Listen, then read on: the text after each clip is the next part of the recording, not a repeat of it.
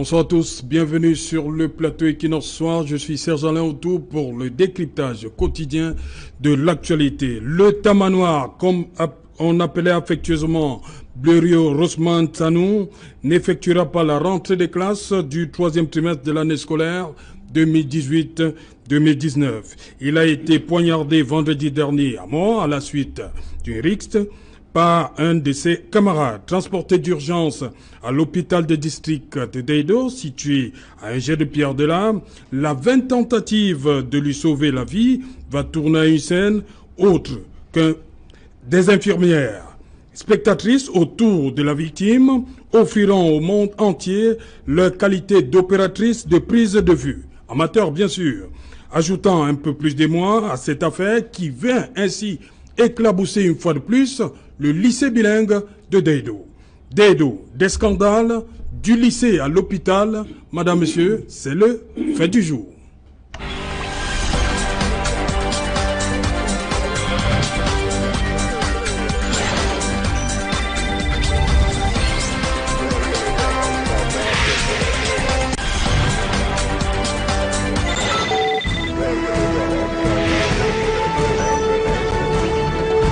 Deido, des scandales du lycée à l'hôpital. Pour en parler ce soir, je suis en plateau avec Maître Désiré Sikati. Maître, bonsoir. Bonsoir Serge Alain, bonsoir à tous ceux qui nous regardent. C'est un plaisir pour moi, comme ça a souvent été le cas, d'être là sur votre plateau ce soir. Voilà, vous êtes avocat au barreau du Cameroun, c'est bien cela? Tout à fait, tout à fait. Mais aussi militant, membre du MRC, Mouvement pour la Renaissance bien entendu, du Cameroun. Vous êtes bien informé. Voilà. Depuis l'événement de samedi, est-ce que vous avez entrepris des actions pour remonter un peu le moral de cette famille-là, la famille du petit? Oui, bien sûr, bien sûr. Disons que malheureusement, cette triste situation arrive au moment où le leader du MRC il est injustement incarcéré. Mais néanmoins, nous avons publié un communiqué qui est signé par le premier vice-président, à travers lequel le MRC apporte toute sa compassion à la famille du petit Blériot. C'est une circonstance triste parce que des malheureuses circonstances comme celle-là, beaucoup d'enfants se retrouvent là-dedans, même si l'effet médiatique que ce cas connaît n'est pas toujours le même pour ceux-là. Donc, je pense que le MRC a apporté sa compassion, sa volonté de fournir un sentiment de réconfort à cette famille qui en a vraiment besoin. Surtout lorsqu'on regarde tout ce qui a entouré l'assassinat de ces jeunes garçons. Quand je parle de tout ce qui a entouré, c'est-à-dire au-delà même de son assassinat, lorsqu'on regarde le traitement médical que le personnel médical a traité, bon, je pense que... Voilà, c'est pourquoi vous êtes là. C'est pourquoi on a décidé de faire cette émission, pour parler de tout ça. À côté de vous, Serge Bikoy, bonsoir. Bonsoir Serge Alain, salut à tous les compagnonnistes. Voilà, vous êtes sur ce plateau une fois de plus, journaliste, et surtout, c'est la casquette du sociologue qui va nous intéresser aujourd'hui. En réalité. Voilà. Bienvenue une fois de plus, Serge Bikoy. Merci bien. Et sur ce plateau également, Camille Nélé, bonsoir. Bonsoir Serge Alain, bonsoir Serge Alain, bonsoir Maître Sikati, bonsoir téléspectateurs d'Equinox Télévision. Voilà, vous, Camille Nélé, en tant que parent, lorsque vous avez appris la nouvelle de ce qui s'est passé à Deido vendredi, vous mettez un peu à la place du père, c'est-à-dire que, comme il dit lui-même, l'enfant, il attend. Nous n'avons pas le bulletin qu'il est allé chercher, ni son sac. Je n'ai vu aucun responsable du lycée à l'hôpital. Ils ne m'ont pas contacté non plus. Lorsque vous envoyez votre enfant le jour de la remise des bulletins et que vous n'avez ni le bulletin, on vous apprend que ce qui est arrivé, comme le drame de vendredi dernier. Comment vous réagissez? Comment vous avez réagi en tant que parent? Il faut d'abord dire que Deido, c'est mon village. Oui. C'est mon village et comme tous les parents de Deido, comme toutes les populations de Deido, et bien évidemment comme tout, voilà, ça a été un effet tétanisant. Vous pouvez vous mettre facilement, chacun s'est mis à la place de ce père qui a vu son enfant aller à l'école le matin et on l'appelle subitement que viens voir, ça ne va pas, il arrive, il trouve son fils mort. C'est quelque chose de pathétique, tout simplement. Il n'y a même pas de qualificatif à ajouter à cette situation. Moi particulièrement, je me suis dit que si c'était à moi que c'était arrivé, que j'arrive, je trouve mon fils mort là, comme effectivement, parce que vous avez beau dire que les infirmières ont ont filmé, se sont transformées en opératrices amateurs. Prise de vue, oui. Mais il y a au moins une prise de vue, c'est-à-dire qu'en voyant ce père arriver, se tenir, regarder, soulever, écarter le linceul de son fils et se tondre en larmes, c'est quelque chose d'insoutenable. C'est vraiment insoutenable. Mais moi, mon sentiment est le sentiment de ce parent qui est tout simplement désarçonné, qui est désolé par le lâchage de l'école, le niveau de l'école aujourd'hui. L'école n'est plus ce qu'elle était quand nous y allions. L'école, c'est devenu aujourd'hui une histoire d'argent. L'école, c'est devenu une histoire de laxisme. Parce que y a rien pour encadrer les enfants. L'école, c'est devenu beaucoup plus. Parce que moi, quand j'entends toujours parler d'associations de parents d'élèves, voilà. Mais ces associations de parents d'élèves, ils savent à quoi. Il y a plein de parents d'élèves, il y a plein de personnes qui ne sont même pas parents d'élèves, mais qui sont là pour gérer les fonds. Oui, et moi, je pense qu'aujourd'hui, donc, ce qui arrive à Daïdo est souvent arrivé. On n'a pas assisté à des cas de mort. Mais il y a eu des accidents, il y a eu des bagarres aussi, tout aussi dramatiques. Et moi, je pense qu'il y a quelque chose à faire dans cette société camerounaise qui, de plus en plus, est malade. Voilà, Serge Aimé Bukoy, dans une tribune parue ce matin chez Le Messager, vous dites que quand l'école devient un terreau de l'insécurité et de la criminalité. Oui. C'est une tribune que j'ai commise le week-end dernier lorsque ce temps s'est produit. Vous savez, on ne peut pas rester indifférent à une telle actualité qui est mortifère. C'est la raison pour laquelle il était question de présenter d'abord les faits et de voir dans quelle mesure on peut faire une analyse critique sur ce phénomène. Parce qu'en réalité, c'est un phénomène englobant qui concerne davantage l'insécurité dans les établissements scolaires. Il était donc question de camper sur un ensemble de drames que l'on a vécu ces derniers jours. Parce que vous savez que le lycée Blaise de Daïdo, ça ne fait pas 6 semaines que un autre élève de 5e, de la classe de 6e avait été violé de façon collective par ses aînés de la terminale. Et donc là, ça nous a permis au moins de créer justement cette jonction de deux faits et en rapport avec tous les autres cas d'insécurité qui ne sont pas toujours médiatisés et publicisé par un ensemble de médias, parce que vous savez bien que c'est quand il y a une situation tragique que les médias sont davantage alertés pour justement publier. Mais il y a d'autres cas qui se passent de façon officieuse sans que nous ne soyons au courant. Et donc là, lorsque l'on voit ce laboratoire de faits qui se présente, parce que ce n'est pas seulement le cas du lycée Blaise de Daïdo, on a essayé un peu de faire un retour en arrière pour justement voir que même le lycée de la Cité des Palmiers, même d'autres établissements sont concernés. Mais il faut constater que dans cette tribune, le premier aspect que je mets davantage en parallèle, c'est l'affaiblissement du dispositif normatif qui est coercitif. C'est-à-dire que lorsqu'il n'y a pas un ensemble de déterminants qui puisse davantage contraindre la progéniture scolaire à pouvoir se conformer à la norme sociale, il y a un problème. Et ça concerne tous les agents de socialisation dans la famille, c'est-à-dire les parents, à l'école, les enseignants, les chefs d'établissement, entre autres. Et voilà. Tout cas d'un portable. Et ça remet au goût du jour le problème du portable dans nos établissements scolaires. Oui, justement, c'est pour cela que l'on peut davantage constater que la mesure du ministre des Enseignements secondaires qui avait été théorisée dès le départ n'est pas respectée scrupuleusement parce qu'on avait interdit l'usage des téléphones portables en milieu scolaire.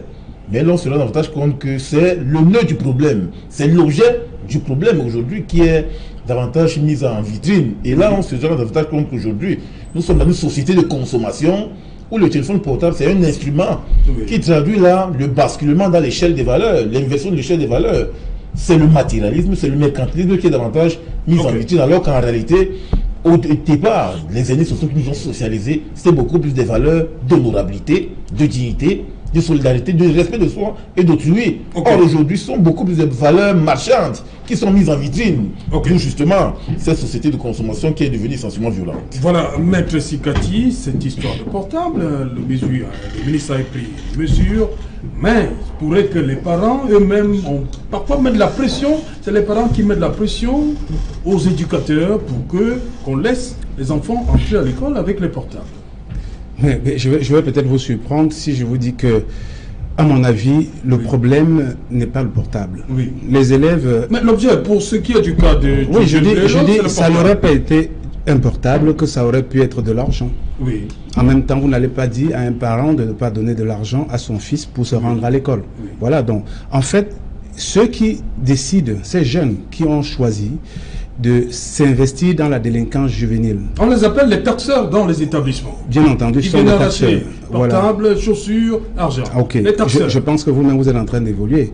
Ça veut tout simplement dire qu'en fait, ça n'aurait pas été le portable, Oui, ça aurait pu être une belle paire de chaussures, oui. ça aurait pu être un beau bijou, oui. une montre, n'importe quoi. Donc, je pense qu'il faudrait peut-être voir ce problème sous une autre dimension. Oui. Sur la dimension de l'incapacité de l'État à appliquer une véritable politique publique de lutte contre la délinquance juvénile. Parce que le phénomène de cette délinquance juvénile-là ne se vit pas seulement dans les écoles.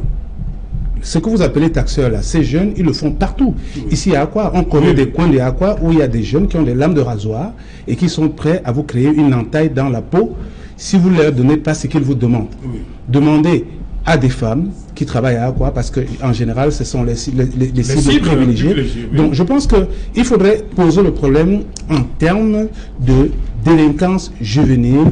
Quelles sont les causes? Qu'est-ce qu'il faudrait faire pour en finir? Et moi, j'estime, à mon niveau, qu'il y a une véritable absence, je dirais même un manque de volonté étatique de mettre sur pied une politique publique de lutte contre la délinquance juvénile.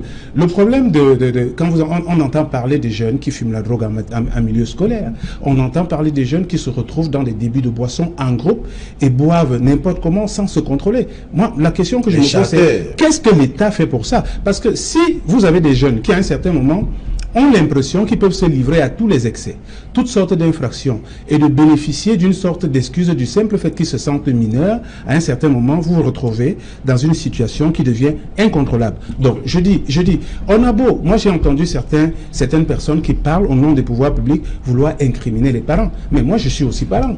Lorsque vous donnez une éducation à votre enfant, quand l'enfant part de chez vous le matin pour se rendre à l'école... Est-ce que vous fouillez son sac, comme pour celui-ci? Le problème n'est pas de fouiller le sac. Le problème n'est pas de fouiller le sac. Vous savez pourquoi? Tout simplement parce que vous pouvez fouiller le sac et que l'enfant ait caché un objet compromettant ailleurs que dans la maison, que dans son sac. Et il récupère sur le parcours de l'école. Donc, par contre, si vous avez un État qui fait comprendre à ces jeunes, qui, pour la plupart, parce qu'au Cameroun, il faut le dire, la majorité pénale est de 18 ans, si on leur fait comprendre que les gens doivent répondre de leurs actes conformément à la loi, mais je pense que les jeunes, ils vont se tasser. Moi, j'ai du mal à comprendre pourquoi est-ce qu'il doit avoir... Regardez les établissements d'enseignement confessionnel. Okay. Pourquoi est-ce qu'on n'en entend jamais parler de ce genre de cas à Liberman, à Chevreul, à Saint-Michel, en Vogue, à la retraite? Tout simplement, excusez-moi, je vais finir dans 2 petites secondes, tout simplement parce que chez eux, la discipline est quelque chose, un principe de rigueur, un principe de rigueur. Mais moi, je pense que, quand j'ai parlé tout à l'heure de l'absence de l'administration de mettre sur pied une véritable politique publique de lutte contre la délinquance juvénile, en réalité, je suis en train de mettre en cause les pouvoirs publics sur leur incapacité à pouvoir faire en sorte que la jeunesse soit une jeunesse responsable. Il faut copions le modèle des établissements d'enseignement confessionnel. Voilà, on appelle sur ce plateau également l'honorable Marlys Doualabel, député Vourissan. Donc, vous êtes concerné, le chef? Je suis très concerné. Et le lycée bilingue de Deido fait encore parler de lui. Oui, malheureusement pour le personnel de cet établissement, qui doit être très affecté, parce qu'on ne peut pas être un responsable et ne pas être affecté quand des accidents de ce type se produisent et se reproduisent.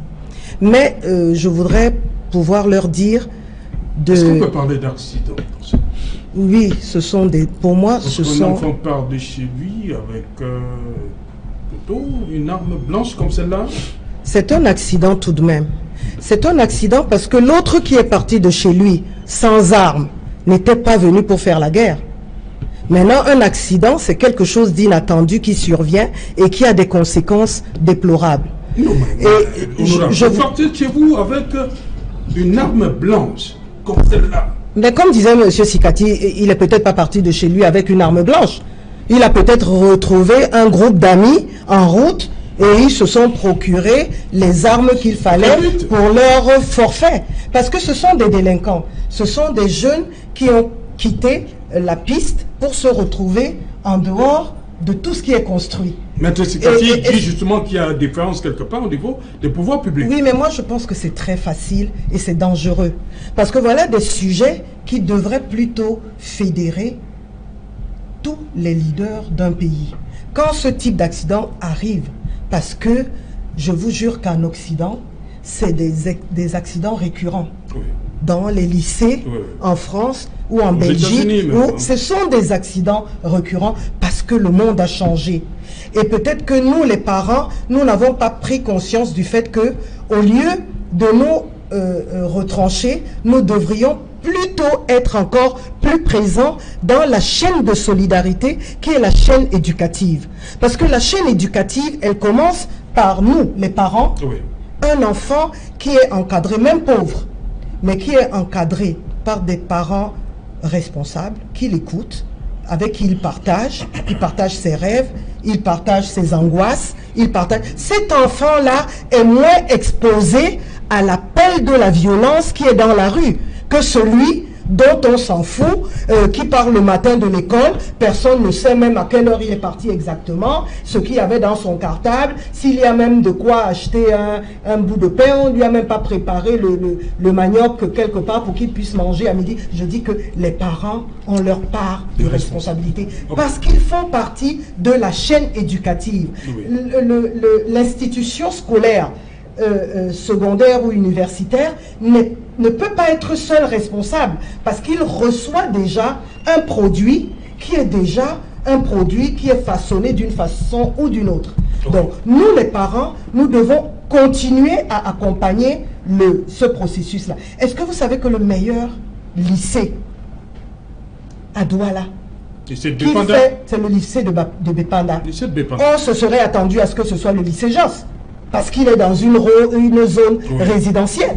Mais c'est le lycée de Bépanda. Certainement parce que si on fait une zone... Puisque vous dites que Josse est résidentiel, Bépanda, lycée de Bépanda n'est pas... Enfin, si moi je m'en tiens à ce que c'est que la description de ce que c'est qu'une zone résidentielle, oui. Bépanda n'est pas dans une zone résidentielle. Pourtant, le lycée de Bépanda... Donc c'est un ghetto, d'après vous? Non, c'est pas un ghetto, mais il y a des quartiers quand même en France. Ça va de quelle critériologie? Voilà. Par exemple, la localisation ou bien... Par exemple, il y a l'habitat. De réussite ou bien... Il y a l'habitat. Il y a les infrastructures, oui. Il y a l'accès, il y a beaucoup de choses qui définissent une zone par rapport à l'autre. Ne m'amenez pas sur des chantiers faciles, où vous voulez montrer qu'il y a vous pour le peuple et moi pour autre chose. Ne m'amenez pas là-dedans. Non, mais alors ne n'intervenez pas dans ce que je dis. Attendez que j'ai terminé. Pour dire quoi? Pour dire que moi je vous dis que quel que soit l'endroit où on se trouve, quelles que soient les conditions de vie qui sont les nôtres, nous avons fait des enfants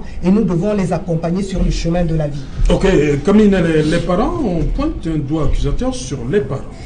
Le doigt, il faut d'abord le pointer sur les parents. Et là, je suis d'accord. D'abord les parents. D'abord les parents. Je suis d'accord avec l'honorable Marie-Lise Douala-Bel. Les parents, vous savez, nous avons, vous et moi, nous avons eu la chance d'être encadrés par des parents qui regardaient, qui veillaient même d'abord à notre habillement, qui veillaient à nos amis, qui ne nous laissaient pas sortir à n'importe quelle heure, qui regardaient si nos chaussures étaient bien lacées ou si nous étions propres en allant à l'école. Aujourd'hui, vous avez des parents qui ont leurs fils qui portent des locks.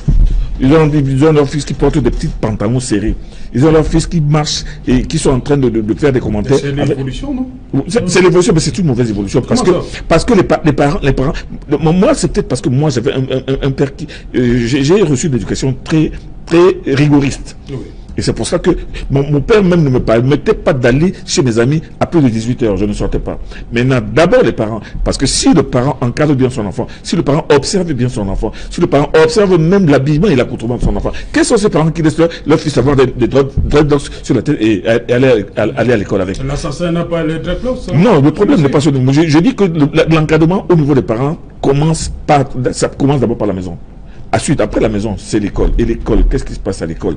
Il se passe que nous, quand nous on allait à l'école, nous avions des surveillants. Nous avions un surveillant général et nous avions des surveillants qui encadrent, qui surveillaient des blocs. Nous avions des chefs de classe. Les surveillants avaient l'œil sur tout et sur tous les comportements. Les chefs de classe étaient là pour dire que tel élève a un comportement crapuleux, tel élève est violent, tel élève provoque, tel élève est taquin. Et ça s'est vissé très très vite. Moi, je fais partie de la première promotion du lycée polyvalent de Bonabéry, avec les maîtres, le docteur Soleil, Jérémy, maître Boubou, Pierre et tout ça. Nous avons eu un encadrement à l'école qui était extrêmement bien encadré. Aujourd'hui, vous voyez le lycée d'Aïdo, par exemple, il est face au cimetière de Daïdo. Et dans le cimetière de Daïdo, il y a des fumeurs de chambre. Et aux heures creuses, ou même pendant les heures de classe, vous voyez des enfants entrer et sortir du cimetière. Pourquoi est-ce que les responsables... Mais pour rejoindre un peu M. Sikati, tout à l'heure, le collège Liberman, enfin, pas loin, il y a le cimetière. Pourquoi on ne fait pas le même comportement? Oui, mais moi je ne suis pas d'accord avec M. Sikati quand il dit que c'est l'État qui est fautif là-dedans. C'est trop facile d'incriminer l'État. C'est d'abord les parents. C'est ensuite d'abord l'institution scolaire et maintenant enfin à ce moment-là l'État pour réguler et pour veiller au bon fonctionnement et à bonne coordination des deux. Mais si l'enfant n'est pas encadré à la maison, si l'enfant n'est pas encadré à l'école, si l'enfant, au lieu d'avoir des parents d'élèves qui s'occupent de l'encadrement des enfants, s'occupe plutôt des questions d'argent, à ce moment-là on va se retrouver avec des enfants délinquants, des enfants qui se laissent aller et on assistera donc forcément à des débordements comme ceux-là et comme à d'autres. Donc moi je pense que les parents d'abord, l'école ensuite. Ok. On va traverser justement, on va partir du lycée, comme l'indique la thématique, on va traverser pour l'hôpital de district de Daïdo. Serge Mebikoy, dites-moi, vous êtes d'accord avec l'attitrail des mutations aujourd'hui, le bon sens poignardé? Bien, ça c'est... Parce qu'on voit ces infirmières, opératrices de prise de vue, comme je l'ai dit tout à l'heure. C'est une clause de style. Lorsque vous regardez ces images, on voit le directeur de l'hôpital de district de Daïdo, oui. Il est là. On voit quelqu'un en train de réanimer, sûrement, je ne sais pas, un infirmier, à la main. Ça veut dire qu'il y a un problème de plateau technique. Tout comme on voit également deux images où des élèves sont en larmes. Oui. On voit surtout ces infirmiers avec des portables. Oui, là... En train d'immortaliser. C'est le terme qu'il faut utiliser. Tout à fait. Ces images, ces moments. Oui, c'est vrai qu'il y a une curiosité que l'on peut davantage constater et châtier. Parce que la salle...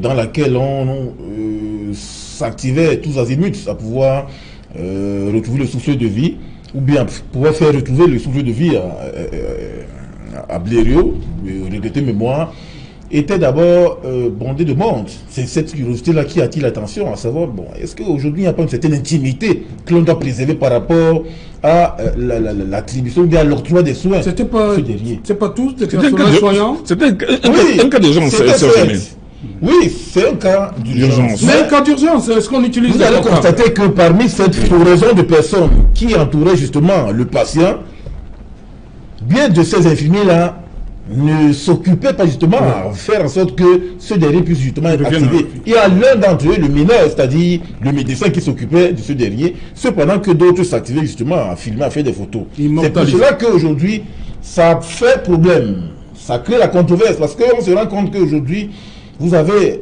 opté pour le serment d'Hippocrate. Mais lorsque vous êtes en posture de filmer, vous tombez également dans le basculement des réseaux sociaux, à savoir que ce qui vous intéresse, c'est de faire des photos par rapport au cas dramatique qui s'est produit, alors qu'en réalité, vous devrez davantage être dans une posture de compassion, de dépit, de mélancolie, pour justement s'attaquer à ce que l'on puisse justement résoudre ce problème. C'est pour cela qu'aujourd'hui, on peut davantage estimer qu'ils ont fait pas le figure, en réalité. Parce que dans l'imaginaire collectif, ce que l'on retient aujourd'hui, c'est que ces infirmiers-là n'ont pas travaillé à ce que l'on puisse justement remédier au problème de santé de ce jeune garçon.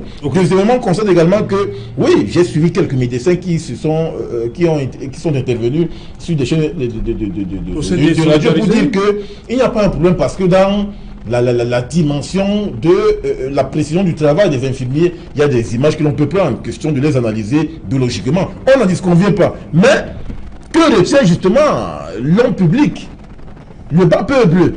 On a l'impression qu'aujourd'hui, vous ne vous êtes pas davantage attardé sur l'occupation systématique de ce dernier. Parce qu'en réalité, on ne voudrait pas voir, lorsqu'il y a un cas dramatique, des gens qui vous font des photos. C'est comme par exemple l'instant de circulation se déroule justement dans un quartier déterminé. Au lieu de vous atteler résolument à pouvoir accompagner les accidentés à l'hôpital, il y a des gens qui sont là pour filmer. Ça pose un problème. On est dans une société où il y a la crise de la solidarité collective, la crise de la solidarité individuelle. Parce qu'en réalité, on ne fait pas davantage s'occuper de l'individu. Le sens de l'humanisme, nous avons perdu, il faut le dire ainsi, le sens de l'humanisme. C'est la raison pour laquelle ça crée justement un problème dans l'imaginaire collectif. Merci Cathy. C'est votre sentiment aussi? On a perdu quelque chose là? Oui, c'est vrai qu'il y a une véritable... L'humanisme? Il y a une véritable crise de l'éthique et des valeurs morales dans notre pays. Oui. Ça, c'est constant. Mais moi, vous savez, je ne suis pas quelqu'un qui aime passer le temps à constater ce que tout le monde constate. Oui. Moi, j'aime bien imputer les responsabilités parce que c'est à la base des responsabilités qu'on trouve des solutions. Oui. Je voudrais que vous me permettiez en 2 petites secondes de revenir sur ce qui concerne les responsabilités. Oui. Vous savez, le parent est responsable de l'éducation de l'enfant lorsque ça se passe dans l'enceinte du domicile où il élève son enfant. Lorsque votre enfant part de chez vous le matin et sort de votre domicile, de votre clôture, il rencontre d'autres personnes que vous ne connaissez pas, dont vous ne maîtrisez pas le comportement. Ça veut dire que d'autres personnes, il y a d'autres personnes, des acteurs extérieurs qui influencent également, que vous, parents, ne vouliez pas, l'éducation de votre enfant. Et votre enfant peut donc se retrouver dans une situation de déviance, pas parce que vous, parents, vous avez failli dans votre mission d'éducation. Bon, à partir de ce moment, qu'est-ce qu'il faut donc dire? Il faut se poser la question de savoir, est-ce que ce n'est pas le devoir de l'État de recadrer tous ceux qui, sur la place publique, même en tant que jeunes, représentent une menace pour les autres? Tout à l'heure, vous avez parlé des gens qui fument de la drogue en face du lycée de Deido, c'est-à-dire au cimetière de Deido. Mais moi, je voudrais savoir, qu'est-ce que les pouvoirs publics ont fait pour empêcher cela? Parce qu'en réalité, c'est ces gens-là qui corrompent la moralité de cette jeunesse. C'est ces gens qui sont en train de fumer, qui donnent le mauvais exemple. Dites-moi ce que l'État a fait jusqu'à maintenant contre cette mauvaise pratique qui consiste à...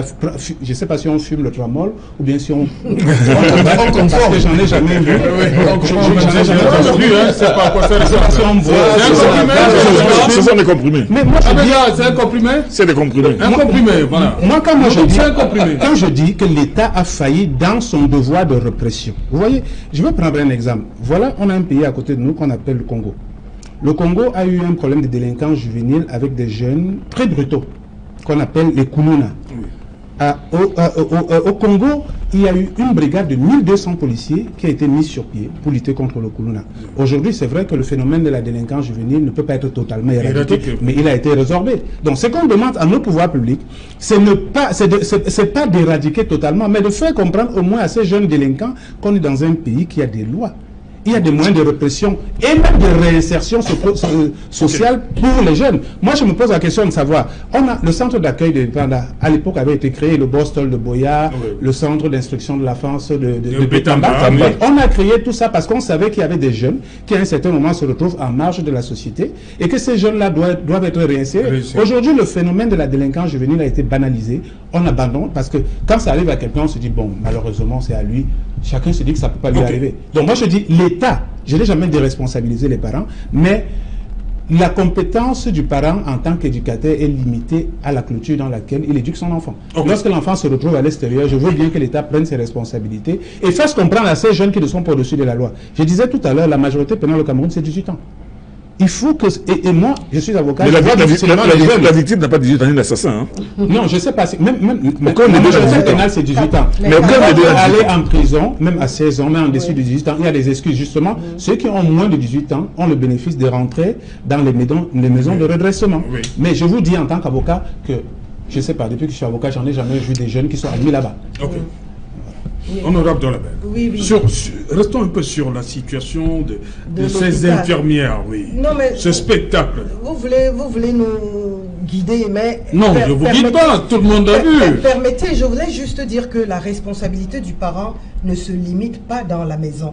Parce que justement, ce qui fait la proximité et qui peut expliquer les résultats du lycée de Bepanda qui se rapproche de Liberman, c'est que les parents continuent à accompagner en dehors de la maison. Et c'est un peu ça aussi, les parents de Liberman. Et je vais vous dire, il y a eu à une période donnée, le lycée français, Dominique Savio, qui a été en très grande difficulté par rapport à la délinquance. Et ils ont dû trouver des solutions parce que aussi là, les parents qui croient accompagner, parce qu'ils peut-être ils estiment qu'accompagner un enfant, c'est de lui donner 2 billets de 10 000 francs. C'est pas ça, accompagner un enfant. Ça, tu lui donnes juste les moyens d'être l'objet de des autres gamins qui sont dans la rue. Donc pour moi, accompagner un enfant ne se limite pas seulement dans la maison, mais le parent en tant qu'éducateur doit accompagner l'action qui est menée dans l'institution scolaire. Il y a beaucoup de parents qui ne connaissent pas les enseignants de leurs enfants.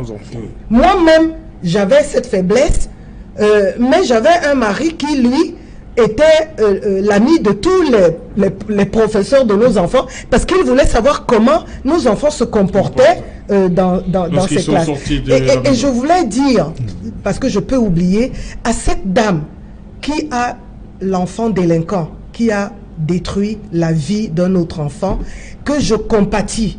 J'ai très pitié d'elle, parce que elle n'a jamais voulu que ça se passe comme ça. Elle n'a jamais pensé qu'en élevant son enfant, il allait devenir un délinquant prêt à tuer. Donc je pense que sa douleur est, j'allais dire, sa douleur est incommensurable. Et il ne faut pas trop fustiger. Peut-être que c'est pour ça que Maître Sikati disait, bon, les parents, bon, il faut modérer. Mais maintenant, je pense que quand on a fini avec j'allais dire l'anneau, la chaîne, dans la chaîne, il y a les anneaux. L'anneau parent, il y a l'anneau institution. Et peut-être qu'on va y revenir après. Mais en ce qui concerne l'hôpital. Non, permettez d'abord, Camille Nellet, sur l'hôpital, sur ce spectacle que ces infirmières ont offert au monde entier. Pardon.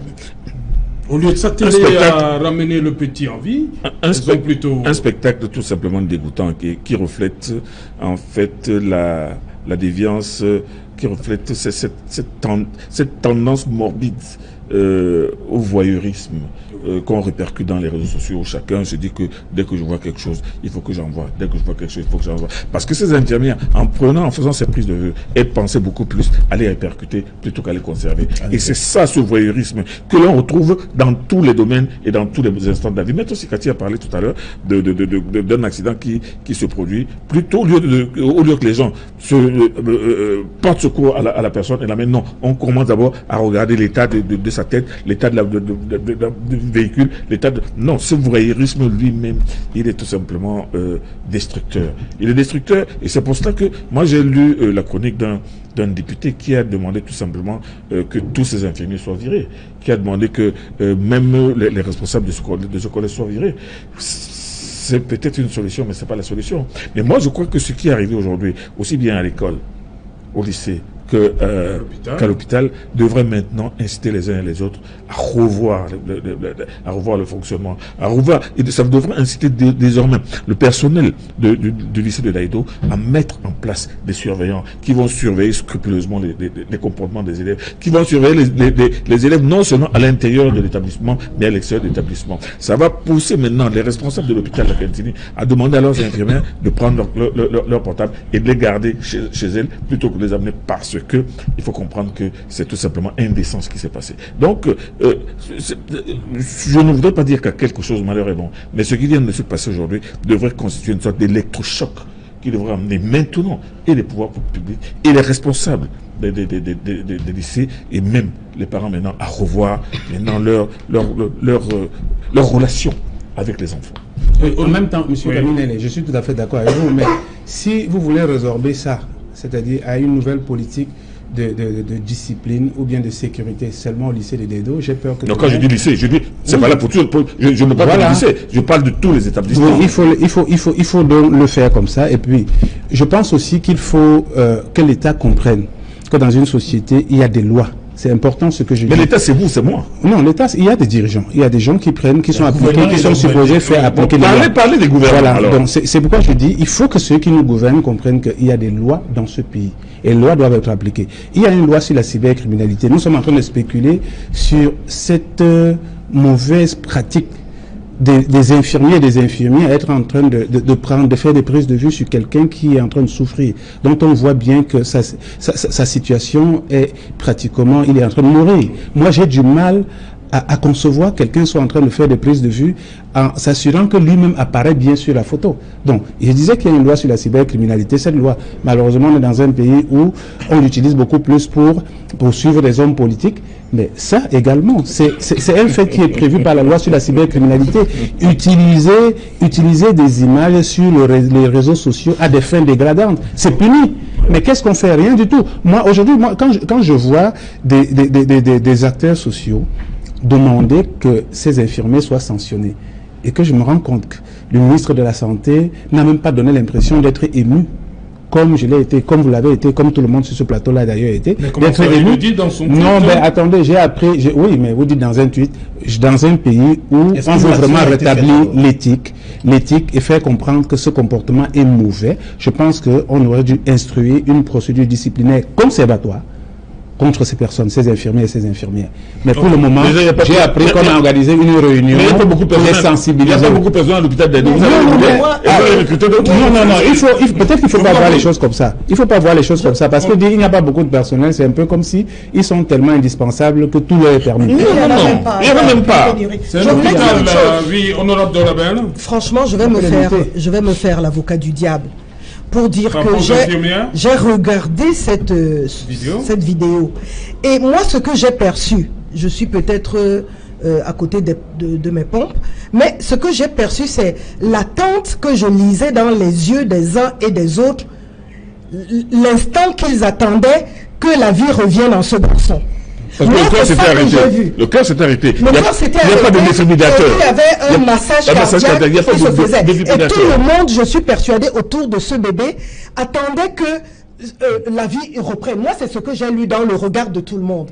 Maintenant, on peut leur faire le reproche. Et j'ai dit à quelqu'un, allez visiter l'hôpital de district de Daïdo et voyez ce qu'est devenu l'hôpital de district de Daïdo avec son nouveau directeur. Donc, même s'il y a eu faute, je ne pense pas que la faute devrait entraîner le licenciement, ou il peut y avoir un avertissement. Mais franchement, moi quand j'ai vu, je m'attendais à... Je les sentais comme des gens qui étaient là en attente d'applaudissements parce qu'ils espéraient... On applaudit avec le portable, main. Oui. Pour ne pas rater le moment M. Donc, pour moi, je dis, soyons compatissants et soyons solidaires. Quand il nous arrive un coup dur comme celui-là, déjà, j'allais dire, tous les parents du Cameroun ont été affectés. Tous les enseignants ont été affectés. Soyons solidaires et tirons plutôt des enseignements pour corriger de manière à ce que ça ne nous arrive plus, ou ça nous arrive de moins en moins. Okay. Voilà. Serge Mebiko, justement, le ministre de la Santé, il a instruit comme ça qu'une enquête afin de déterminer les responsabilités dans cette affaire. C'est ce qu'il faut. Justement, moi j'étais cette mi-journée à l'hôpital d'ici de Daïdo, en compagnie des confrères des chaînes de télévision locales pour justement essayer de voir quelle est l'ambiance qui y règne. Vous savez, 3 jours après, il faut également chercher à savoir ce qui s'y passe. Et il y a une réunion qui s'est tenue ce matin sur l'éthique et la déontologie dans les services hospitaliers. En fait, c'était un rapport avec le phénomène de prise de vie dont nous parlions ici là, parce que beaucoup ont critiqué cette image sur les réseaux sociaux, bon, même si l'honorable veut davantage trouver une fonction dans ce point de vue. Bon, c'est vrai, en posture d'avocat du diable, mais à ce niveau-là, on peut également avoir à redire. Mais moi, je pense que ça montre là qu'il y a au moins une introspection du corps hospitalier qui a constaté qu'en réalité, cette vidéo a été châtiée par plus d'un. Et c'est la raison pour laquelle le directeur a aujourd'hui plusieurs réunions. Sans te couper, le nombre de personnes ne se justifiait pas. À la limite, on aurait vu le masseur et quelques infirmiers, ça n'aurait pas choqué. Mais il y avait trop de monde dans cette salle. Justement, c'est pour ça que je levais tout à l'heure la floraison de personnes autour du patient. C'est ça qui indique et qui incline aujourd'hui à se questionner. Est-ce qu'en réalité tout le monde était là justement pour se confier à ce malade-là et voir justement attendre l'instant T, si jamais on réussit justement à attribuer le souffle de vie à ce dernier. C'est pour cela qu'à ce niveau on peut davantage se questionner. Parce que dans l'approche fonctionnelle, on peut davantage estimer que oui, la fonction de prise de vue c'est d'ausculter le temps T pour chercher à savoir est-ce que véritablement il pourra retourner à la vie. Mais dans l'approche critique, on peut davantage estimer qu'à ce niveau, non. Nous avons perdu le sens de l'humanisme parce que nous sommes aveuglés aujourd'hui par la dynamique des réseaux sociaux où là on a toujours cette intuition, ce réflexe de filmer lorsqu'il y a un événement déterminé. Fut-il honorable ou déshonorable, heureux ou malheureux. Or, il y a un questionnement que l'on peut davantage opérer dans ce sens-là. Justement, à travers cette vidéo, Matsi Kati, on note l'absence du défibrillateur à l'hôpital du district de Deido? Je pense que c'est un secret de polichinelle que de dire que les plateaux techniques au Cameroun sont totalement lamentables. Parce que je ne vois pas trop comment est-ce qu'on peut s'évertuer en tant que médecin à faire un massage cardiaque si on n'a pas un défibrillateur, qui est quand même un instrument élémentaire. Voilà, dans la réanimation des personnes qui sont en situation d'arrêt cardiaque. Voilà, donc ce qui se passe à l'hôpital de Deido, malheureusement, c'est pratiquement la même chose dans tous nos hôpitaux. On a connu les malades d'insuffisance rénale qui arrivaient dans les hôpitaux pour leur traitement, on se rendait compte qu'il n'y avait pas d'équipe d'hémodialyse. Donc, l'état des hôpitaux au Cameroun est totalement, c'est désagréable. Et il faut une véritable réforme. Et au-delà de la réforme sur le plan infrastructurel, je pense qu'il y a toute une politique qu'il faudrait instrumentaliser. D'abord, et à côté de ces politiques, on a des problèmes d'éthique. Moi, je me pose la question de savoir comment, quand vous voyez par exemple des gens être préoccupés à immortaliser des moments qui sont autant affligeants, moi je me pose la question de savoir où a été la place de l'éthique dans la formation de ce personnel hospitalier, où est la place du secret professionnel, parce que d'aucuns ont l'impression que quand on parle de secret professionnel, il s'agit du dossier médical qui ne doit pas être mis à la disposition des tiers. Le secret professionnel concerne même les actes médicaux matériels qui sont posés, voilà, pour sauver quelqu'un. Voilà, moi je dis, le ministre de la Santé, c'est vrai qu'il y a peut-être un déficit de personnel, mais en même temps, on ne demande pas de licencier les gens. Il faudrait quand même leur faire comprendre que ça ne doit pas se passer comme ça demain.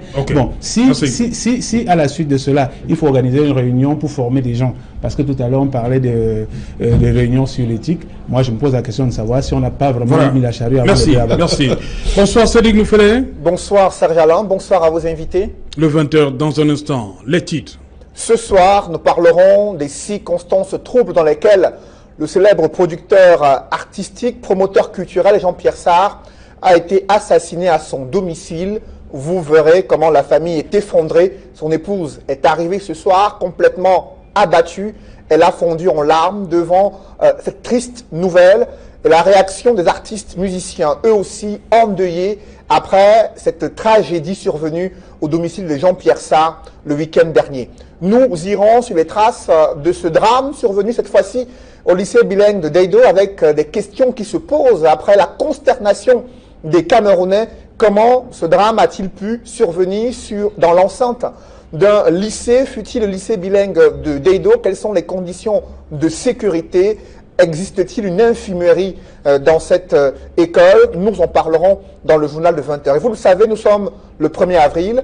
Ce n'est pas un poisson d'avril, mais où en est le gouvernement avec ses engagements visant à parachever les infrastructures sportives qui devaient abriter la CAN 2019. Vous le savez, le gouvernement s'était engagé à terminer ses travaux en mars 2019. Nous sommes le 1er avril et la réalité est implacable. C'est le dossier du 20h. Serge Alain. Voilà, justement, aujourd'hui, la nouvelle expression titrée « Ils ont menti ». Dans un instant, Cédric Noufélé va développer pour nous ce 20h. Quant à moi, je vous retrouve après pour Equinox Soir, deuxième partie, le temps du débrief, toujours en compagnie de nos 4 invités. Madame, Monsieur, place tout de suite à la pause journal.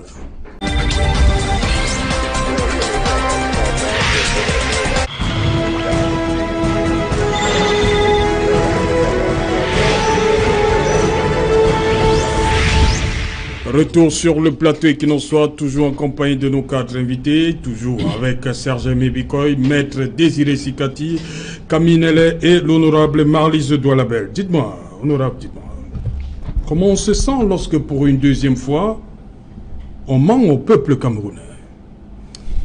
Je ne pense pas qu'il s'agit d'un mensonge. Les chantiers étaient livrés hier? Il y a eu une prévision. Et cette prévision, les objectifs déclinés au cours de cette prévision n'ont pas été atteints. Mais ce n'est pas forcément un mensonge. C'est quoi? Comment on appelle ça? On appelle ça la non-atteinte des objectifs. Maintenant, ça appelle un remediation plan où on va essayer d'identifier tout ce qui n'a pas fonctionné et qui n'a pas permis à ce que ces objectifs soient atteints. Et je pense qu'on a largement le temps de les atteindre aujourd'hui. Depuis 2014? De toute façon, mon cher ami, Serge Otou, il ne faut pas faire de la stigmatisation gratuite. Pour l'instant, à quoi ça nous sert de constater bruyamment que ces objectifs n'ont pas été atteints? la CAN, c'est pas demain. Donc l'essentiel C'est a ce quand qu'on même dit depuis été 2014. fait. Hein. Mais l'essentiel a quand même été fait, puisque j'ai observé ici au cours de notre off Oui. que beaucoup appréciaient les avancées qui ont été enregistrées sur un chantier comme sur d'autres. Oui. Donc on n'a pas atteint les objectifs, il faut le dire, il faut avoir la froideur de le dire, mais on ne va pas s'arrêter à ça. Il faut identifier les raisons pour lesquelles cet objectif n'a pas été atteint et mettre donc en place tout ce qui est requis pour qu'on accélère l'atteinte de ces objectifs. Serge Amébikoy, pour vous, qu'est-ce qui n'a toujours pas marché jusqu'ici? Bien, contrairement à ce que Noram disait, nous allons être vraiment Voilà un deuxième faux rendez-vous. Un deuxième faux Oui, rendez-vous. nous sommes là dans la République d'un mensonge d'État. Parce que c'est un problème. Vous savez, moi j'ai davantage inscrit cela dans la problématique des projets de développement. Parce qu'on est là dans mentalité et développement. Et on ne peut pas davantage être imbibé d'un certain Camerounais optimisme pour aujourd'hui surfer dans un Camerounais fataliste. Parce qu'en réalité, il y a un problème de fond.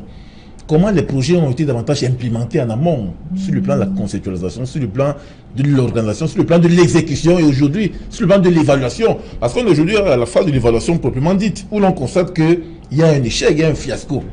Parce que ce soit à Japoma, à Garoua, à Bafoussam, rien n'a été réalisé. Il n'y a pas eu d'avancée? Non, nous sommes là au niveau de... Est-ce que le but a été atteint? Non. Est-ce que les projets ont été réalisés? Non plus.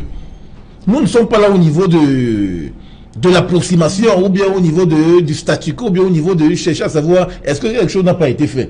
Les projets ont-ils été rendus réalisables? Non. Est-ce qu'il y a eu justement quelque chose que l'on peut critiquer? Oui. Et c'est pour cela que nous sommes en train de questionner justement cette implémentation des projets. Parce qu'on se rend davantage compte que ça n'a pas été réalisé. Okay. Ça veut dire que même si on avait opté pour le glissement de date pour dire que la CAN peut être organisée peut-être le 31 mai 2019, on serait encore en train de se patauger dans l'échec. Okay. C'est ça le véritable problème. Donc, le problème de fond, c'est de questionner comment sont orientés et diligenter les projets de développement. Parce qu'aujourd'hui, on a l'impression qu'il y a des phases qui sont galvaudées et biaisées, au point aujourd'hui, on est en train de se morfondre en disant que pourquoi on a failli. Ok. Camille Nelé, ce deuxième faux rendez-vous, pour vous, il tient à quoi? Il tient à ce que on a fait mentir le chef de l'État. On a fait mentir le chef de l'État parce que le président de la République dise avec enthousiasme que les stades seront rendus le jour dit. Et qu'aujourd'hui, on nous parle d'avancer. C'était pas un problème d'avancement, c'est un problème de livraison. Et moi, je me souviens, au lendemain de cette déclaration très solennelle du chef de l'État, j'avais dit sur un autre plateau qu'il ne faudra pas qu'on fasse mentir le chef de l'État. Et on l'a fait mentir. Et tellement bien qu'il a été obligé d'essayer de se rattraper aux branches en parlant de glissement. Ce genre de glissement, moi, je pense que ce n'est pas normal que un chef d'État qui sait très bien ce que pèse cette coupe pour les Camerounais. Parce que les Camerounais sont d'abord sevrés de compétition. Les Camerounais sont amoureux de leur équipe nationale. Alors qu'on leur raconte des histoires sur les stades et qu'aujourd'hui, au dernier, à la dernière étape, qu'on nous parle d'avancement, non, moi je pense que c'est un peu tiré par les cheveux. En réalité, il y a des responsabilités qui sont établies, qui ont été dénoncées par la presse pendant des mois et des mois. Pendant des mois et des mois, on a donné des noms, on a publié des documents, on a démontré comment il y a eu des contrats de gré à gré. On a vu toutes sortes de glissements d'argent. Mais malheureusement, ces glissements d'argent ont abouti effectivement à l'échec. Le président de la République aurait bien voulu offrir cela aux Camerounais. Et malheureusement, il a été induit en erreur par des gens qui lui ont dit que nous allons livrer. Et il a dit en monovision que ça va être livré. Et moi, je pense qu'il aurait dû sanctionner très durement ces personnes qui l'ont amené à raconter ce qu'on considère aujourd'hui comme un mensonge d'État. Mais moi, je pense que c'est un mensonge de bonne foi. Ok, Metsikati, vous avez justement demandé que ces personnes-là soient sanctionnées. Mais c'est des motifs de vos marches? Bien sûr, ça fait partie des raisons pour lesquelles le MRC entendait protester par des marches. Je ne veux pas dire que le chef de l'État a été trompé. Je pense que le chef de l'État a choisi d'abandonner un certain nombre de dossiers importants entre les mains de certaines personnes en qui il est supposé faire confiance. Et ces personnes ont fait exactement ce que le chef d'État savait. Et le chef de l'État n'a pas pris la décision qu'il aurait dû prendre parce que, bon, en général, il ne sanctionne pas. Il attend que beaucoup d'années passent. Après, bon, le chef de l'État fait comme s'il n'était pas au courant. Je voudrais quand même dire que le programme de construction des infrastructures au Cameroun, des infrastructures sportives au Cameroun, de façon générale, ne date pas de l'attribution de la CAN au Cameroun. Il y a un programme de dotation des infrastructures sportives, c'est-à-dire des infrastructures multidisciplinaires, tennis, volleyball, basketball et autres, bien sûr football, qui a été mis sur pied et qui était supposé être achevé, je pense, en 2011. Voilà, donc ça veut dire que si le Cameroun avait respecté son propre chronogramme, en dehors même de l'attribution de la CAN, son propre chronogramme de construction des infrastructures, eh bien, en nous attribuant la CAN en 2014, le Cameroun aurait organisé sans aucun anicroche en 2019. Donc aujourd'hui, on constate bien que il y a une incapacité monumentale et une absence de volonté de nos dirigeants à pouvoir assumer les fonctions qui leur ont été confiées.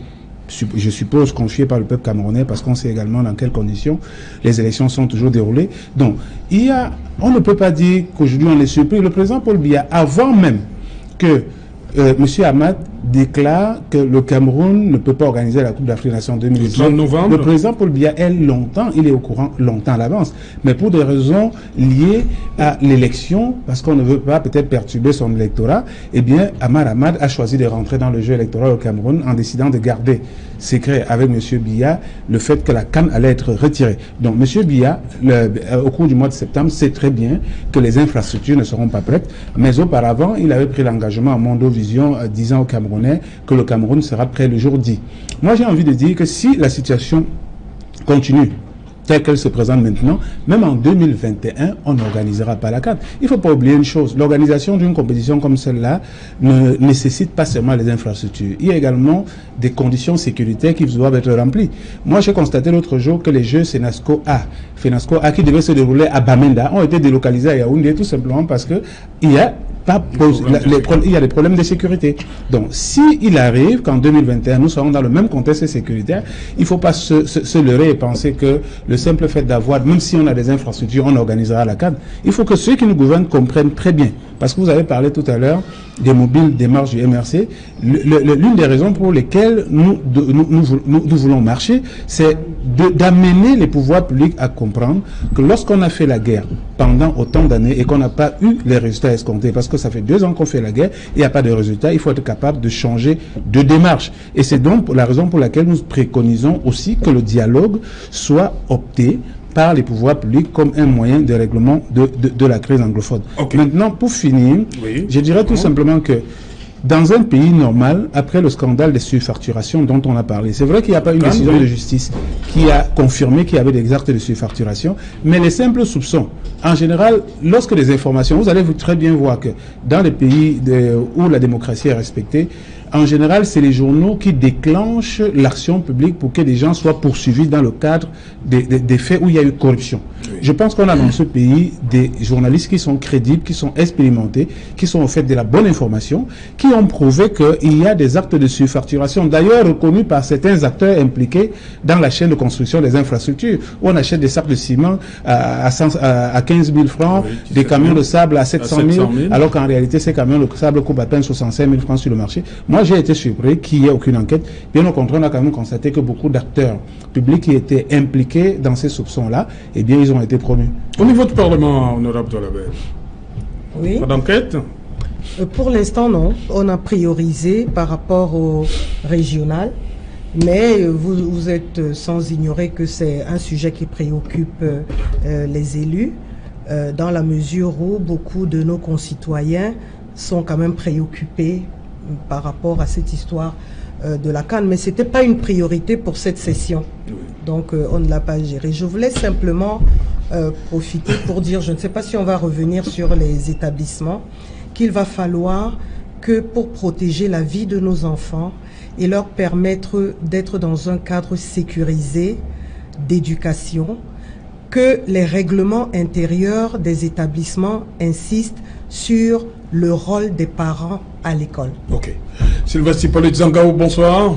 Bonsoir, Serge. J'imagine deux titres, hein. Il y a la CAN Et il y a aussi surtout cette sortie de Ahmad Ahmad, le président de la CAF, qui dit que le Cameroun va organiser 2021.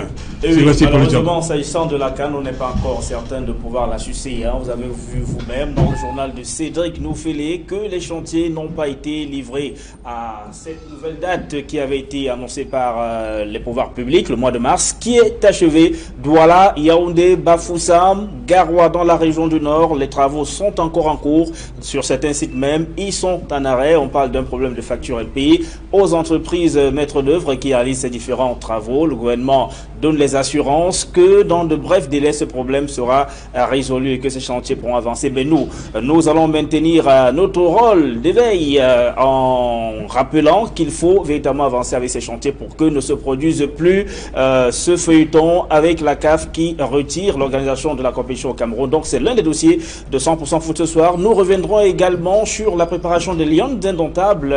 Elles se préparent pour la Coupe du Monde qu'elles vont disputer dès le mois de juin prochain du côté de la France. Les Lions sont en Chine pour prendre part à un tournoi international. Et puis, on n'oubliera pas les championnats de football professionnel du Cameroun. Voilà, Sylvestre Dangaou, dans un instant avec 100% football. Ce sera après qu'il en soit, bien évidemment. On va terminer avec le lycée bilingue de Deido. Comment sortir, permettre au lycée bilingue de Deido de redorer son blason. Merci Cathy d'abord. Mais scandale là. Oui, il y a beaucoup de... Moi, je vous ai dit, je pose le problème en termes général, parce que c'est un problème de délinquance qui malheureusement a gagné tout le territoire camerounais. Moi, je veux bien prendre l'exemple des établissements confessionnels, notamment les collèges comme Liberman, la retraite à Yaoundé, Mvogue, Chevreul de la Salle. C'est les mêmes enfants que nous éduquons au quotidien qui partent de chez nous pour aller à ces écoles. Mais je pense que chacun d'entre nous sait qu'à aucun moment on a entendu qu'un élève qui fréquente ces établissements a été impliqué dans quoi que ce soit. Donc maintenant, si on veut nous faire croire que les parents qui accouchent des enfants qui sont destinés à ces écoles-là sont des parents qui ont des gènes spéciaux, bon, moi je pense que ce n'est pas vrai. Okay. Il y a un problème de déresponsabilisation de l'État. L'État a donné l'impression à une certaine catégorie de jeunes que rien ne peut leur arriver quand ils sont au-dessus de la loi. Et aujourd'hui, l'État, parce que le rôle de l'État doit accompagner les parents. Moi, je ne suis pas d'accord quand on dit que les parents ne font pas leur travail. Le parent ne peut pas se retrouver dans la rue en train de marcher après son enfant pour s'assurer que ce qu'il fait au quotidien est bon.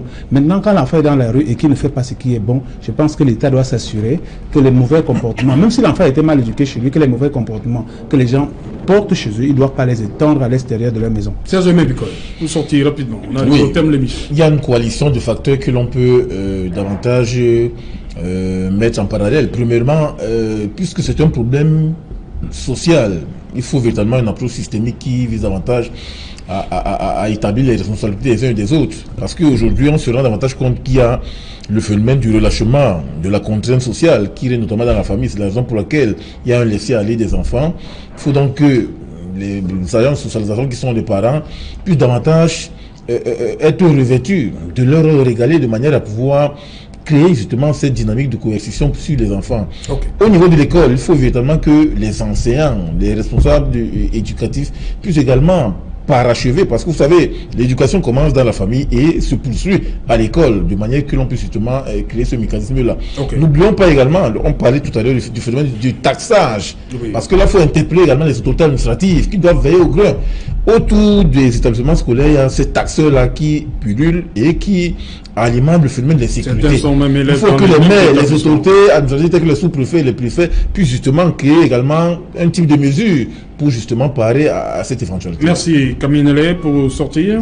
Oui, nous venons de vivre quelque chose de très très douloureux. Moi je pense que la première mesure à prendre là tout de suite, en attendant de voir ce que... La mesure conservatoire. La mesure conservatoire, c'est que tous ces établissements scolaires prennent des mesures disciplinaires à l'intérieur, c'est-à-dire par l'instauration, par la mise en place de surveillants à l'intérieur, de surveillants qui seront beaucoup plus rigoureux dans le contrôle des enfants à l'intérieur de l'établissement et même dans les environs immédiats de l'établissement. C'est-à-dire qu'ils soient capables de pouvoir les débusquer s'ils ont des activités hors d'école, et d'un et de deux, qui viennent même dans les classes, des chefs de classe qui sont en contact direct avec les surveillants pour leur faire comprendre que s'il y a des élèves délinquants, s'il y a des élèves déviants, s'il y a des élèves qui font preuve d'une violence inhabituel, qu'il soit immédiatement repéré et extirpé. Moi, je pense qu'on doit commencer par là avant de continuer. Voilà, merci, cher monsieur, d'être venu. Retour demain sur le mensonge d'État par rapport à la CAN 2019 sur Equinox Soir.